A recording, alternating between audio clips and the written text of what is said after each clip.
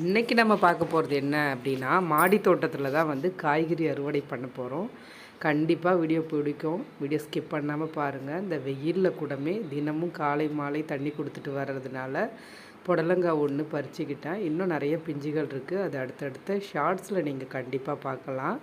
அடுத்தது வந்து லாங் காராமணி வந்து நிறைய ஆயிடுச்சு. என்ன பண்ணுறதுனே எனக்கு தெரியல.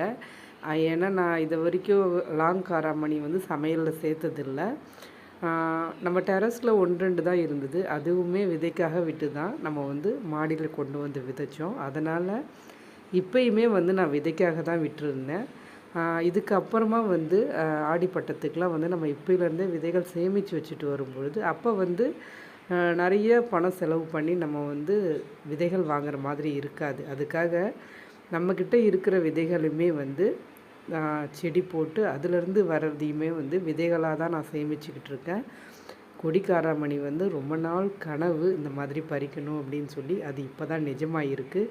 இந்த வெயிலிலையும் மாடியில் நம்மளால் வந்து க்ரீன் வலையும் போடலை. நீங்களே பார்க்கலாம், ஓப்பன் பிளேஸில் தான் இருக்குது. இதுலேயும் வந்து இந்த அளவுக்கு காய்கள் எடுக்கிறது அப்படிங்கிறது வந்து இந்த வெயில் டைமில் எங்கள் ஏரியாவில் சாத்தியம் இல்லாதது. அதையுமே வந்து நாங்கள் சூப்பராக பண்ணிக்கிட்டு இருக்கோம். பார்த்திங்கனாலே கண்டிப்பாக உங்களுக்கு தெரியும். குட்டி குட்டி பிஞ்சுலாம் வச்சுருக்கு பாருங்கள் புடலங்காவுமே. இந்த லாங் பீன்ஸ் வந்து விதைக்காக தான் விட்டு எடுத்து வச்சுருக்கேன். இந்த விதைகளை வந்து நம்ம ஆடிப்பட்டத்தில் விதைச்சிக்கலாம். அப்படி இல்லாத பட்சத்தில் ஊற வச்சு கூட நம்ம பொரியல் மாதிரி செய்யலாம். ஆனால் அது தேவையில்லை. நான் வந்து விதைக்காக தான் விட்டுருந்தேன். ஏன்னா வந்து ஆடிப்பட்டம் வரும்பொழுது டெரஸில் போடலாம், நிறையா வேலிலாம் மாதிரி போட்டு நம்ம வந்து நல்ல பந்தல் அமைப்பு கொடுக்கும்பொழுது இன்னுமே நிறைய கொடி பீன்ஸு நமக்கு கிடைக்கும். அதெல்லாம் நீங்கள் இனி வரும் வீடியோவில் வந்து பார்க்கலாம். கண்டிப்பாக எதிர்பாருங்க.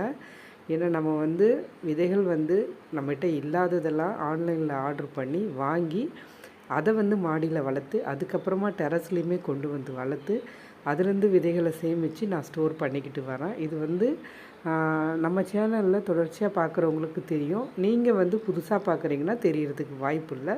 நம்ம சேனலை செக் பண்ணி பாருங்கள், கண்டிப்பாக பிடிக்கும். இந்த வீடியோ பிடிச்சா லைக் பண்ணு.